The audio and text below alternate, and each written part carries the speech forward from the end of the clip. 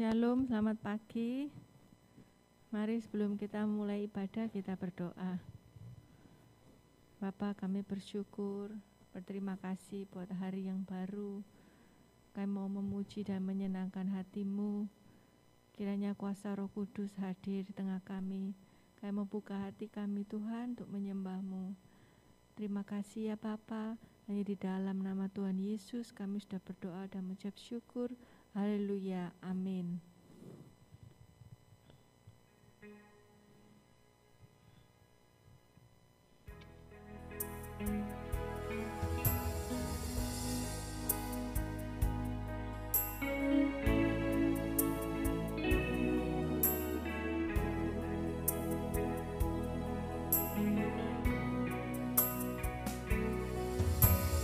Walau ku harus berjalan dalam lembah kekelaman, perlindungan-Mu, oh Tuhan, nyatalah bagi hidupku.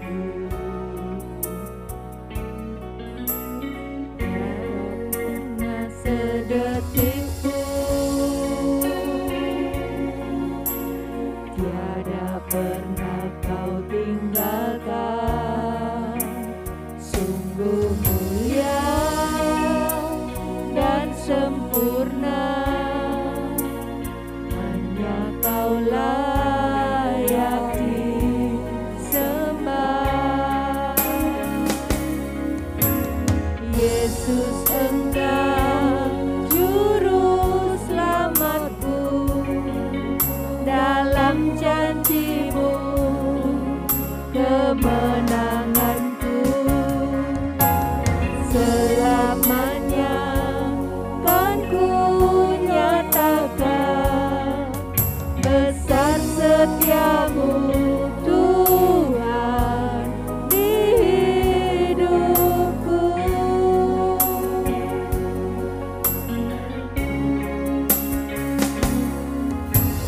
Walau ku harus berjalan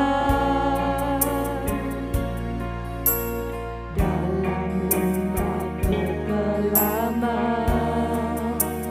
perlindungan-Mu, oh Tuhan, nyatalah bagi hidupku. Tiada pernah sedetik pun, tiada pernah Kau tinggalkan. Sungguh mulia dan sempurna, hanya Kau layak disembah. Yesus, Engkau juru selamatku, dalam janji-Mu kemenanganku. Selamanya kan ku nyatakan besar setia-Mu Tuhan di hidupku.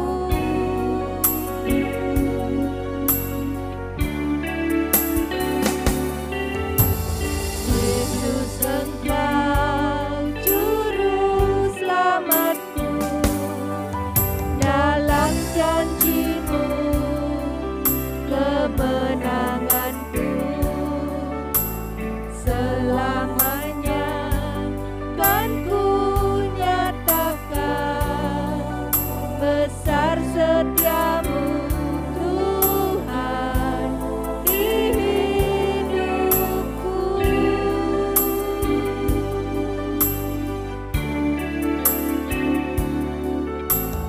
Yesus, Engkau juru selamatku, dalam janji-Mu kemenanganku. Selamanya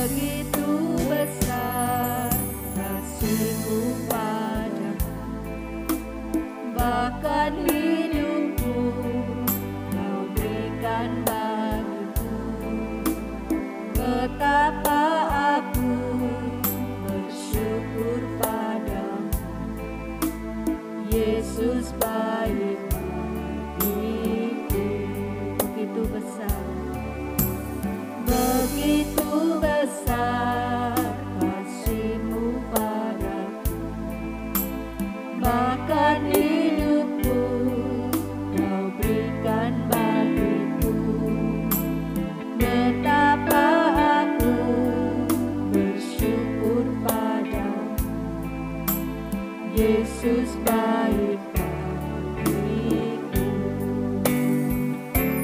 Semua yang telah ku terima darimu adalah kasih karuniamu.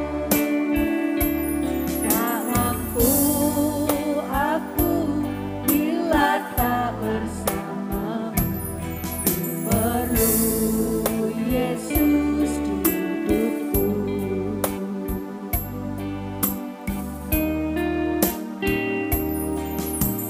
Begitu besar kasih-Mu padaku, bahkan hidupmu Kau berikan bagiku. Betapa aku bersyukur padamu, Yesus baik bagiku.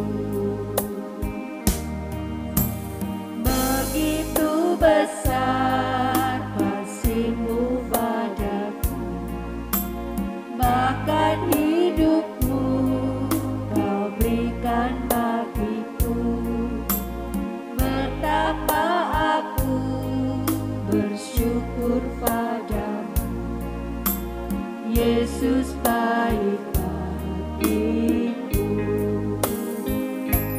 Semua yang telah ku terima darimu adalah kasih karuniamu. Tak mampu aku bila tak bersamamu. Ku perlu Yesus di hidupku.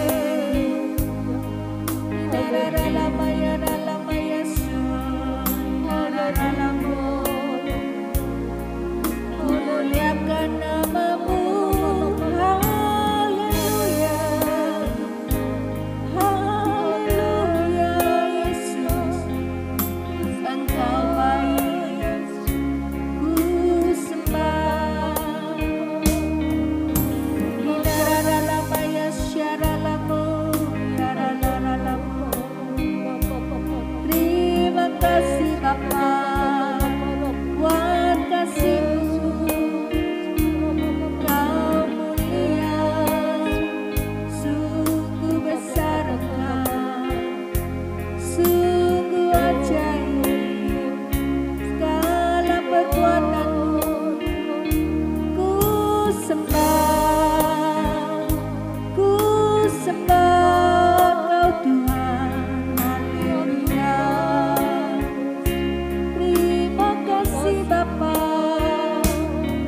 Kinara lama ya syara lamu, kinara lama ya shi. Yesus, Yesus, ku tinggikan Engkau. Terima kasih Kau hadir di sini Tuhan, jamah kami Tuhan, lawat kami. Kinara lama ya syara lamu, kinara lamu. Terima kasih buat kasih setia-Mu. Ku sembah, ku tinggikan Engkau Tuhan. Engkau baik, hanya Kau Yesus yang layak disembah. Kinara lama Yesus, kinara lama Yesus, ku tinggikan Engkau. Haleluya. Yesus, Yesus, ku sembah Kau yang layak Tuhan. Kinara lama ya syara lamu, yara lamu. Terima kasih Bapa, Engkau baik. Kinara lama ya syara lamu, yara lama ya si. Yesus Tuhan, Kau ku sembah, segala kemuliaan hanya bagi-Mu. Kau yang layak disembah, Yesus Tuhan. Ya Ramaya syara lara lamu, kinara lama ya syara lamu, kinara lara lama ya shi, kinara lara lamu. Engkau baik Tuhan, kami bersyukur. Terima kasih Bapa, terima kasih Bapa.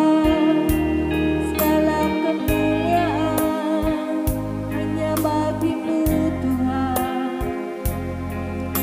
Kinara lara lama Yesus, haleluya. Ku sembah, ku tinggikan nama-Mu Tuhan. Engkau layak disembah, dimuliakan nama-Mu. Kinara lara lama Yesus, kinara lama Yesus, yara lama Yesus, haleluya.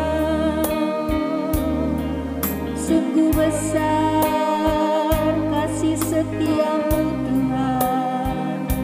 Engkau ajaib, Kau mulia, hanya Engkau Tuhan yang layak disembah, ditinggikan, dimuliakan nama-Mu. Kinara lama Yesus, kinara lama Yesus, shikara lama Yesus, kinara lamu. Terima kasih, kami bersyukur buat kebaikan-Mu. Kau ku sembah, Yesus Tuhan.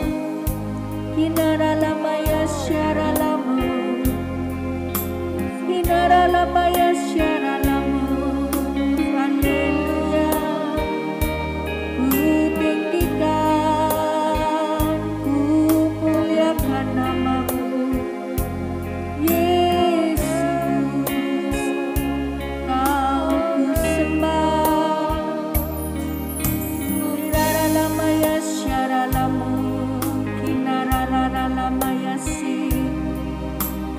kasih Bapa buat kebaikan-Mu, kami bersyukur, terima kasih. Sungguh besar Tuhan kasih setia-Mu. Inararabaya syaralamu, inararalamayasi.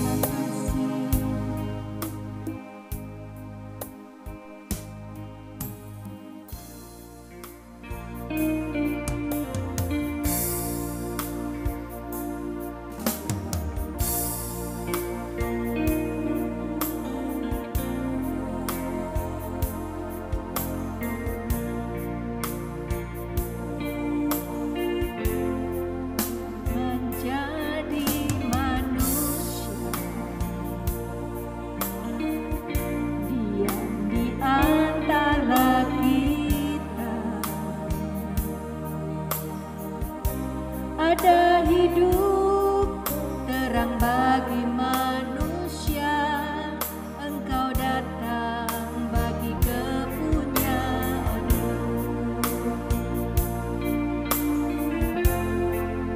Menjadi manusia, diam di antara kita. Ada hidup terang bagi manusia, Engkau datang bagi kepunyaan-Mu.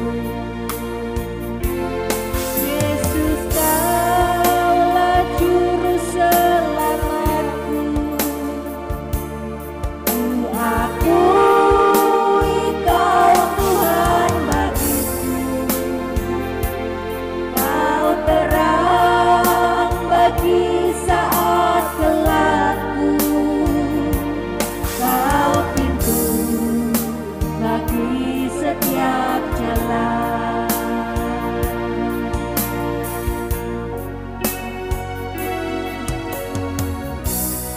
Firman jadi manusia,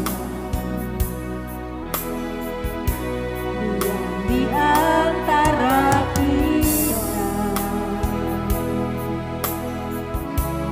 Ada hidup terang bagi manusia, Engkau datang bagi kepunyaan-Mu. Yesus, Kaulah juru selamatku.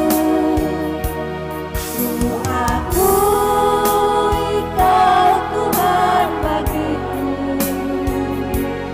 Kau terang bagi saat gelapku.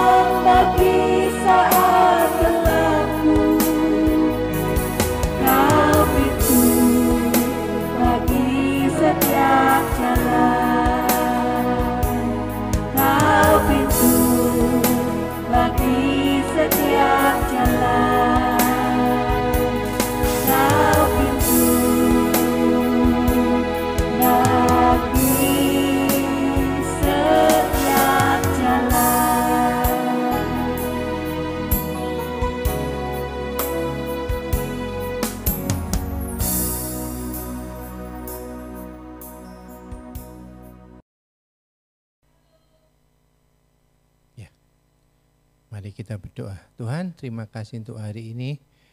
Engkau sudah beri kami kesehatan, kekuatan untuk memuliakan nama-Mu. Kami mau mendengarkan firman, urapi saya dan urapi semua yang mendengarkan supaya firman ini menjadi berkat bagi kita semua. Dalam nama Yesus kami berdoa, amin. Selamat pagi saudara. Tidak terasa saudara ya, tahun sudah mau habis, sudah Desember, kita akan ganti tahun lagi. Dengan tidak ada kebaktian dan semuanya ini rasanya aneh gitu saudara ya. Tapi pernahkah saudara mulai mikir tahun ini apa yang hadiah yang mau saudara bawa buat Tuhan? Apa yang mau saudara bawa ke palungannya Tuhan? Ya, hari ini kita berbicara di Kejadian 1 Raja-Raja 1 ayat 1 Raja-Raja 13 saudara ya. Itu berbicara tentang Yerobeam diangkat jadi raja. Ya, slide pertama coba. Ini dikatakannya Yerobeam dan Adbialah. Saya mau ceritakan tentang kejadian di 1 Raja-Raja 13 nih ya. Yerobeam adalah seorang raja, kerajaan Israel pecah dua saudara ya. Setelah Salomo meninggal, ada Rehabeam, anaknya Salomo, terus ada yang namanya Yerobeam. Yerobeam ini memberontak terhadap Salomo dan dia mengepalai 10 suku dari Israel. Nah, saudara lihat sini ya. Awalnya Yerobeam ini saya mau ceritakan tentang siapa Yerobeam ya. Yerobeam ini adalah pegawai Salomo yang sangat tangkas dan nanti ada ya ayatnya tangkas dan rajin sekali dan Salomo sangat menyukainya. Suatu ketika dia lagi disuruh Salomo untuk membangun benteng gitu ya, pokoknya bangunan gitu, tiba-tiba ada abdi Allah itu datang, nabi saudara bukan, itu datang dan dia ngomong gini, Yerobeam, kamu akan karena Salomo ini sudah berbuat yang tidak benar, dia mulai nyembah ke berhala-berhala lain, aku angkat untuk menggantikan menjadi raja, menjadi raja atas 10 suku. Dan Israel akan terbelah dua suku dan 10 suku dan kamu akan mengepalai. Nah, pada waktu dia memulai ngepalai ke 10 suku ini, yang 2 suku itu adalah Yerusalem. Saudara, Yerusalem itu adalah pusat bait Allah di Israel. Jadi setiap tahun orang-orang akan ke sana. Mulai Yerobeam bingung, kalau ini semua ini orang-orang kembali ke Yerusalem, lama-lama mereka akan berontak terhadap aku, mereka akan senang ke Rehabeam, akan kembali ke Rehabeam. Dari sini terus mulai ya Yerobeam ini karena orangnya rajin dan tangkas itu pinter ya, cekatan mungkin ya, kreatif dan lain-lain, dia mulai buat patung emas, 2 patung emas. Kalau saudara tahu, ada beberapa gambar itu menunjukkan patung emasnya. Coba next terus kembali lagi. Ya, seperti ini saudara ya. Rasanya enggak masuk akal ya penyembahan seperti ini. Kenapa? Karena itu patung emas. Lebih tepatnya yang kembali lagi yang tadi ya saudara ya. Ya seperti ini, dia bangun patung emas seperti, kalau boleh saya ngomong, kemungkinan dia akan meniru seperti yang Salomo buat, tapi tidak sebagus Salomo buat. Tapi paling tidak patung emasnya dia akan buat bangunannya seperti Salomo. Supaya apa? Orang-orang, wah ini kita tidak perlu ke Yerusalem lagi, kita cukup ke sini aja. Karena ada patung emas ini, karena bangunannya cukup megah dan bagus ya saudara ya. Tapi apa ini berkenan sama Tuhan? Dan ternyata ini tidak berkenan sama Tuhan. Lalu Tuhan ngutus seorang abdi Allah. Abdi Allah itu terus lalu nunjuk ke Yerobeam. Yerobeam, ke mezbah. Mezbah ini akan pecah dan benar pecah. Waktu itu Yerobeam marah dan dia tunjuk nabi itu, abdi Allah dikatakan bukan nabi ya, tunjuk dan tangannya tidak bisa kembali. Terus Yerobeam, raja Yerobeam ngomong, aduh ampuni aku, tolong sembahyang mendoakan aku. Dan didoakan oleh abdi Allah ini dan kembali lagi tangannya. Sesudah itu abdi Allah ini pulang ya. Karena sudah disuruh Tuhan, dia pulang tapi ada pesan dari Tuhan. Kamu kalau pulang tidak boleh lewat jalan yang sama. Harus lewat jalan yang lain dan kamu tidak boleh makan dan minum sampai di rumah. Tapi ternyata waktu sampai di perjalanan, sebelum sampai di perjalanan itu, waktu setelah dia mendoakan Yerobeam, wah Yerobeam sangat suka sekali, hebat kamu ya Nabi. Terus dia ngomong, kamu sini, coba makan be aku. Kita makan, kita akan pestaan, wah kamu hebat. Gitu. Wah dipuji-puji mungkin sama Yerobeam ya. Tapi abdi Allah ini ngomong gini, enggak, aku enggak mau. Bahkan setengah dari kerajaanmu berikan kepadaku, aku enggak mau. Karena perintah Tuhan, aku harus langsung pulang, enggak boleh makan dan minum di tempat ini. Ya akhirnya dia pulang. Tapi waktu di tengah jalan, ada seorang nabi tua. Nabi tua ini dengar, oh ada nabi baru ini, lagi sudah bernubuat sama Yerobeam dan dia membuat mujizat hebat. Terus anaknya itu ngomong sama dia, terus panggilin sini ayo, jangan makan, kita ajak traktir. Terus akhirnya mungkin nabi ini karena nabi tua sudah jarang dengar suara Tuhan, jangan buat mujizat. Dia pengen tahu, wah kenapa ya nabi ini hebat ya, kita undang, kita tanya-tanya. Waktu diajak, ayo kita makan ke rumahku. Nah abdi Allah ini juga ngomong gini, enggak, Tuhan enggak nyuruh, aku enggak boleh pulang. Sampai ada suatu perkataan dari nabi itu ngomong gini, nabi tuanya itu, kamu kan juga, aku ini juga sama, nabi seperti kamu. Dia ngomong nabi, padahal ayat sebelumnya itu dikatakan ini abdi Allah. Tidak tahu ya sudah jadi nabi atau enggak, tapi yang pasti setelah dia bernubuat, dia bisa jadi nabi ya. Nabi itu adalah menubuatkan tentang masa depan. Jadi dia sudah nubuat dan dia pantas disebut nabi. Terus ternyata karena rayuan dari nabi tua ini, abdi Allah ini lalu ikut ke nabi tua ini, yos makan ya, kita makan gitu ya. Kita kan teman, kita makan. Akhirnya sampai di rumah, tiba-tiba sedang makan, nabi itu ngomong gini, Tuhan akan menghukum kamu, kamu akan pokoknya dimakan singa dan mayatmu tidak akan bisa kembali ke tempatmu. Dan benar saudara, waktu dia pulang sampai di perjalanan dia dibunuh oleh singa tapi tidak dimakan ya, dibunuh oleh singa gitu aja, dan singanya duduk di sebelahnya. Aneh, memang sesuatu yang aneh, dan itu menunjukkan kuasa Tuhan saudara ya. Saya tidak mau membahas tentang nabi tua itu, apa nabi tua itu disuruh oleh Tuhan, apa nabi tua itu kenapa kok membohongi padahal Tuhan tidak nyuruh dia makan. Nabi dia ngomongnya, aku ini disuruh sama malaikat, datang tuh malaikat tuh ngomong sama aku suruh ngajak kamu makan, padahal enggak. Saya enggak mau bahas itu karena saya juga enggak terlalu fokus di situ. Yang saya mau bahas adalah tentang dua orang ini, Yerobeam dan abdi Allah. Next. Ya, kita lihat siapa sih Yerobeam itu dan apa kelebihannya ya, saudara. Yerobeam ini punya kelebihan saudara ya.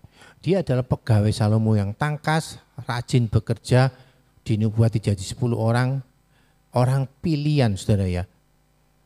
Saudara tahu pegawai Salomo itu adalah orang-orang hebat karena Salomo itu ngaturnya bagus. Jadi pasti dia akan milih orang-orang yang pinter dan orang yang hebat. Tapi kenapa kok Tuhan milih Yerobeam? Pasti ada sesuatu yang lebih. Atau orang ini menonjol sekali di antara orang yang lain ya. Atau orang ini mungkin waktu jadi kepala suka perhatian sama pegawainya ya saudara ya. Sama jadi suka merhatikan kalau pegawainya ada masalah, jadi care sama pegawainya.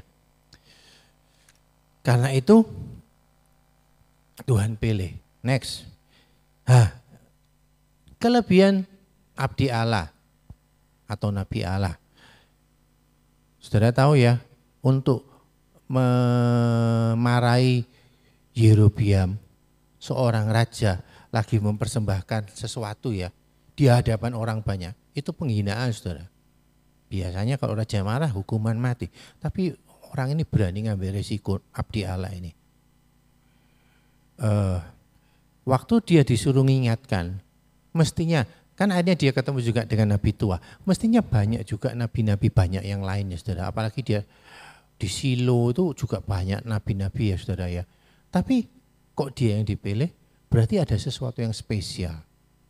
Pelajaran apa yang kita ambil dari sini? Next. Tuhan suka pilih orang yang pinter, rajin, ya dan lain-lain ya saudara ya. Kenapa? Tapi jangan saudara terus pakai ayat ini ya. Tetapi orang apa yang bodoh bagi dunia dipilih Allah untuk memalukan orang-orang yang berhikmat. Memang ayat ini dipakai, tapi bukan dipakai dalam hal untuk sesuatu yang Tuhan itu lebih senang orang bodoh. Enggak saudara. Kalau saudara lihat banyak orang pintar yang dipakai oleh Tuhan. Daud, Musa, Daniel, banyak saudara ya. Tapi Tuhan senang orang yang taat. Tuhan lebih senang orang yang taat daripada cuma pintar aja. Nah, kita akan pelajari dua orang ini ya. Next. Apa Tuhan salah pilih mereka? Apa nanti keduanya akhirnya jatuh saudara? Apa Tuhan tentukan kejatuhan mereka? Padahal mereka adalah orang yang terbaik dan Tuhan pilih langsung loh saudara. Yerobiam itu dinubuati oleh Nabi akan jadi raja dan dia benar jadi raja.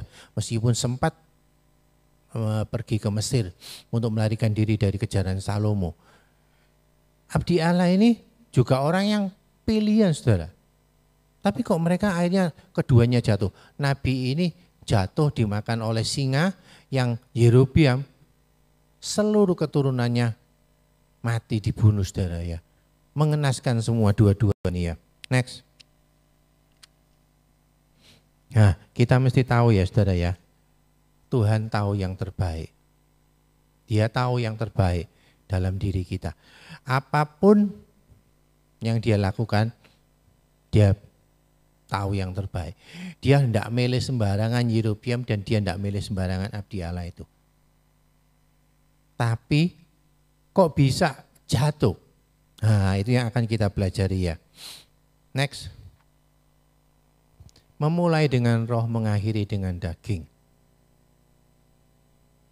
Kalau kita lihat keduanya itu ya, Nabi Allah atau abdi Allah itu diangkat sampai tingkat tinggi sekali ya, abdi Allah dan Yerobiam. Apa yang lebih tinggi dari raja? Tidak ada saudara. Waktu zaman itu. Dua-dua diangkat jadi orang yang hebat. Abdi Allah itu akhirnya jadi Nabi Allah karena dia bernubuat.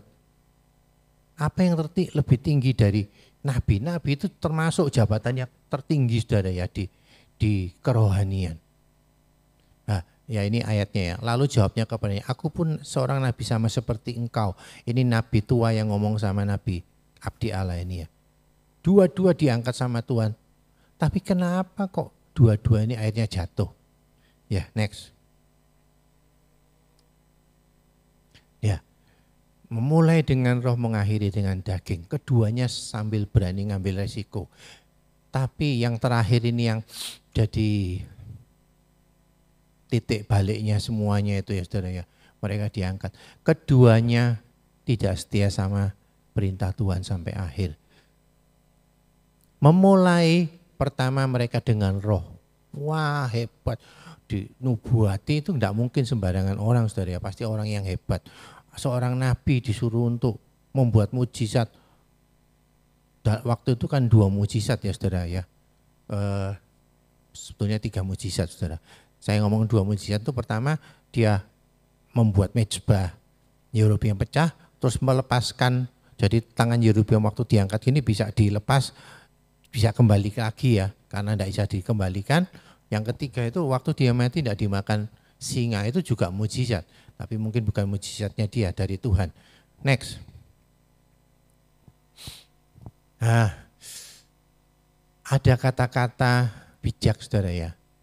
Kata-kata bijak itu ngomong gini, jaga pikiranmu, karena pikiranmu akan berkembang jadi kata-kata. Kalau kita mulai mikir, aku ini bodoh ya, terus lalu nanya, loh ya nilaiku jelek semua. Pikiran itu akan berkembang menjadi kata-kata. Jaga pikiranmu. Setelah itu apa? Jaga, jadi kata-kata, jaga kata-katamu. Karena kata-kata itu bisa jadi perbuatan saudara. Kalau saudara mulai goblok, perbuatan saudara akan ngomong, enggak bisa aku, enggak bisa ini, enggak bisa karena aku bodoh. Nextnya, jaga perbuatanmu, karena perbuatan bisa jadi kebiasaan. Kalau saudara mulai ngomong aku ini bodoh, saudara akan menganggap bodoh. Buat ini, enggak bisa. Semua, belum saudara mikir, bisa apa enggak, sudah ngomong enggak bisa, karena jadi kebiasaan. Atau macam-macam ya saudara, mungkin saudara kalau suka miso atau saudara mikir tentang lainnya, perbuatanmu itu akan, kalau saudara ulangi terus, itu akan jadi kebiasaan. Jaga kebiasaanmu, karena kebiasaan ini akan menjadi karakter. Kalau saudara ulangi terus sesuatu hal, itu akan jadi karakter. Jaga karaktermu, karena karakter ini akan menentukan nasib saudara. Ini kata-kata bagus saudara ya. Next. Apa hubungan kata-kata ini dengan Yerobeam dan Nabi Abdi Allah? Ya ini ya, awal kejatuhan Yerobeam. Pertama, tidak mau tunggu proses waktu Tuhan. Lain sama Daud saudara ya. Waktu Daud dinubuatkan jadi raja, dia sempat dikejar-kejar Saul sampai jadi orang gila dan macam-macam dia jalani. Dia mau tunggu waktu Tuhan. Tapi Yerobeam tidak mau saudara. Dia kepingin cepat. Aku nubuati berarti kalau tidak pakai cara Tuhan ya pakai caraku. Ya itu terkilas di ayat ini ya. 1 Raja-Raja 11 ayat 26. Juga Yerobeam bin Nebat, seorang Efraim dari Sereda, seorang pegawai Salomo, nama ibunya Seriwia, seorang janda, memberontak terhadap raja. Jadi waktu dia dinubuatkan, dia tetap jadi hamba Salomo. Tapi dalam proses waktu, dia mulai memberontak. Dia ngomong, aku ini jadi raja kok, pasti kamu kalah. Aku tidak mau dilakukan sebagai bawahan. Mungkin dia akan berpikir gitu, aku ini dinubuatkan nabi jadi raja, jadi aku mesti punya kedudukan, punya kuasa. Tidak mau tunggu waktu atau prosesnya Tuhan. Kita pun ya, Tuhan itu kepingin ngangkat kita semua saudara. Semua ini dinubuatkan akan jadi orang hebat, kita semua. Tapi untuk itu harus ada proses saudara. Seorang olahragawan, kalau kepinginnya cuma main pertandingan terus, tidak akan bisa jadi orang hebat saudara. Harus ada proses di baliknya itu, dia harus dilatih. Nah yang saya dengar, kalau badminton tuh bisa 5-6 jam saudara, 6 jam setiap hari, latihan terus. Nanti mungkin 1 tahun pertama itu jadi lumayan pinter. 3 tahun, ada yang ngomong gini ya, kalau saudara latihan 1 jam, kalau 6 jam, saudara latihan setiap sampai 5 tahun, saudara akan menjadi master, jadi orang yang hebat. Dan itu kebukti ya saudara ya, rata-rata orang yang masuk pelatnas dilatih 6 jam sehari, biasanya jadi orang yang pinter. Mungkin tidak terlalu juara, tidak selalu juara, tapi paling tidak ranking dunia saudara ya. Yerobeam tidak mau nunggu proses saudara ya.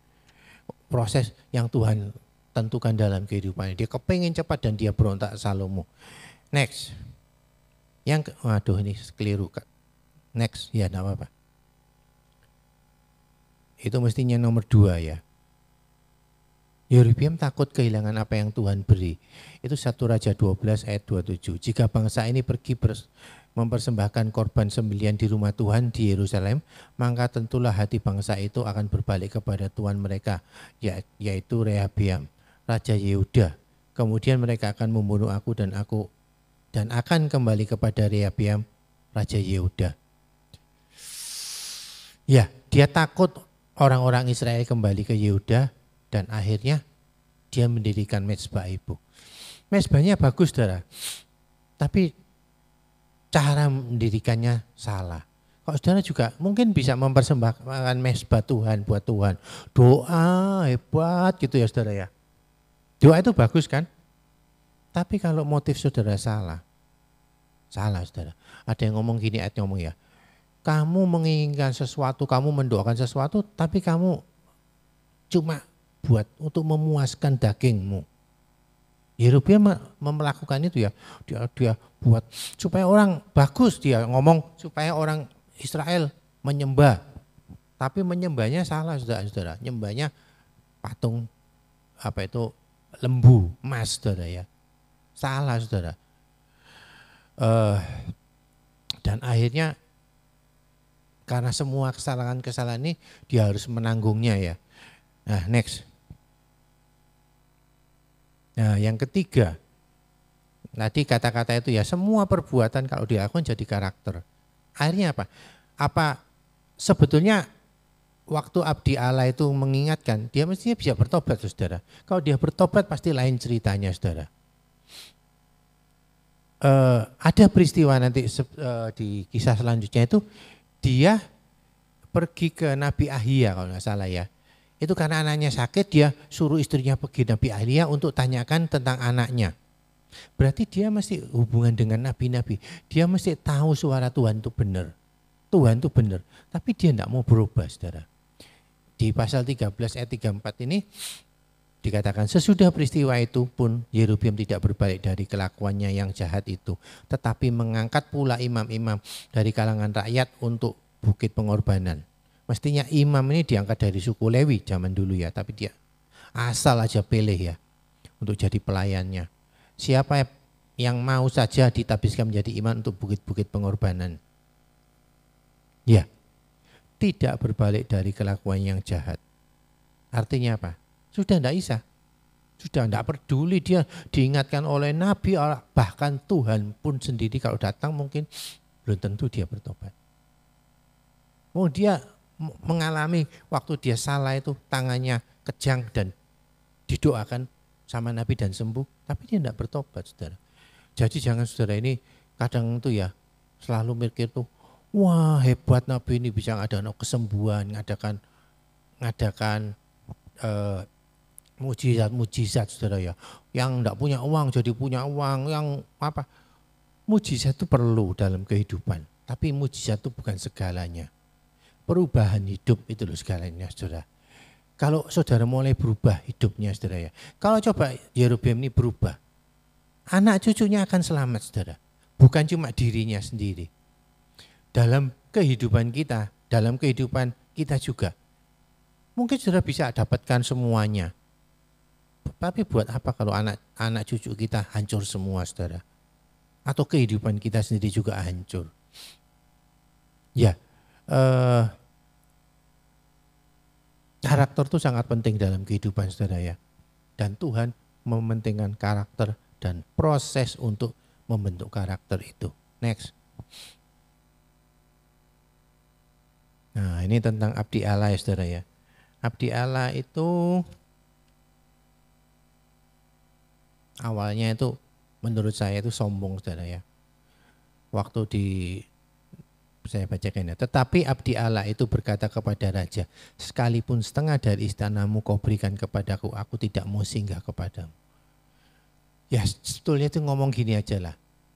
Maaf raja, aku disuruh Tuhan tidak boleh untuk makan, aku disuruh langsung pulang. Itu aja sudah cukup. Tapi dia sampai ngomong, setengah dari kerajaanmu, istanamu kamu berikan, enggak pulang. Sama Nabi dirayu aja dia bisa, saudara. Saya enggak yakin kalau ini dikasihkan sungguhan emas, nih lo kasih emas blek-blek gitu. Saya ngomong ini sombong. Dan orang sombong itu biasanya senang dipuji. Orang sombong itu senang diagung-agungkan. Next. Ya. Awal kejatuhan abdi Allah. Yang pertama tadi kan sombong ya. Ini penjelasannya saudara ya. Lalu jawabnya kepadanya. Ini jawab Nabi tua ya yang datangi abdi Allah ini. Aku pun juga nabi seperti engkau. Padahal awalnya itu sebutkan abdi Allah. Memang dia akhirnya jadi nabi karena bernubuat. Tapi dia masih nabi pertama yang mungkin ya baru nubuat gitu ya. Tapi disebut, wah kamu ini nabi, aku tuh sama seperti kamu. Jadi mungkin nabi tua ini, kalau nabi tua kan pasti dihormati biasanya ya sama nabi-nabi muda. Terus tapi dia merendahkan, aku ini sama mbak kamu loh. Jadi wah, jadi rasanya itu aku ini temenmu gitu-gitu. Dan ini banyak saudara ya, saya sering pernah ikut di seminar pria sejati. Kejatuhan banyak pria-pria itu dia ngomong gitu ya. Ayolah, kita kan temen lah, ayolah minum-minum lagi lah. Padahal sudah berubah saudara ya. Ikut pria sejati, ayolah minum lagi, gak enak loh, ndak ada kamu. Dan banyak, karena gitu dianggap temen. Terus mulai dipuji, wah kamu ndak enak, ndak ada kamu. Karena sungkan juga. Akhirnya mereka jatuh lagi saudara ya. Nabi ini juga sama seperti itu saudara ya. Dari kisah ini kita mau belajar saudara ya. Bagaimana kita seperti kata-kata next terakhir ya. Kata-kata ini ya saudara ya. Jaga pikiranmu karena pikiranmu akan berkembang jadi kata-kata. Pikiran kita kalau sudah mulainya aku kepingin uang, aku ikut Tuhan pengen kaya, aku ikut Tuhan pengen tidak menderita dan lain-lain. Nanti kamu, saudara kan kalau dikasih soalan, kata-katanya gini, Tuhan kok gini Tuhan, ikut Tuhan, kok gini. Nah terus next. Kata-kata terus perbuatan saudara, enggak gerejaan aku, enggak mau percuma buat barusan ini ada saya dengar murid sekolah minggu karena sesuatu hal dia meninggalkan Tuhan saudara. Menyedihkan memang ya. Perbuatanmu jadi kebiasaan. Terus jadi jaga kebiasaanmu. Kalau saudara mulai enggak nganggap Tuhan dan lain-lain, sudah jadi karakter. Enggak mau saudara dikhotbahi dan itu akan merubah nasibmu saudara. Bukan cuma tentang ikut Tuhan aja saudara. Bukan cuma tentang masa depan juga, tentang hubungan dengan suami. Kalau saudara ngomong kata-katanya pikiran sama suami negatif, sama anak negatif, sama lingkungan negatif, itu akan jadi kata-kata. Saudara akan ngomong menyakitkan sama suami saudara, sama anak saudara. Mulai menyakitkan, terus jadi kebiasaan selalu ngomong gitu. Sekali orang mencuri itu berbuat dosa itu biasanya ada nomor satunya saudara. Kalau nomor 1, nomor 2, nomor 3 lama-lama biasa saudara. Kalau sudah kebiasaan jadi karaktermu. Bukan kamu cuma dibenci di keluarga tapi di luar juga. Dan karaktermu itu akan menentukan nasibmu. Ada satu cerita saudara ya. Ada kata-kata ya. Sebetulnya itu ada gini saudara ya. Ada ular kepalanya itu masuk di kaleng gitu saudara ya. Terus itu ada keterangannya. Sebetulnya banyak yang kepingin nolong orang kamu itu, tapi karena karaktermu yang tidak bisa itu orang tidak berani nolong. Seperti ular sudah berani tarik kepalanya, tarik kalengnya, tidak berani saudara, digigit. Demikian juga kalau orang yang sifatnya jelek akan menggigit juga ya. Ada satu lagu saudara ya, saya akan mau nyanyikan sebentar dan kita akan masuk doa. Lagu ini lagu lama sekali tapi saya senang ya. Mungkin saudara banyak yang tahu ya. jadikan berkat hidupku ini, jadikan berkat buat semua orang, jadikan berkat itu ku minta, jadikan berkat buat semua orang. Ya, biarlah kehidupan kita dalam akhir tahun ini jadi berkat bagi banyak semua orang. Makasih Tuhan untuk hari ini firman-Mu, jadikan kami berkat Tuhan. Bukan cuma awal aja kami jadi berkat, sampai akhir hidup kami Tuhan. Bentar lagi kami mau pulang, bentar kami mau melakukan semuanya. Bentar lagi tahun ini akan berakhir. Jadikan kami berkat-Mu. Dalam nama Yesus kami berdoa. Amin.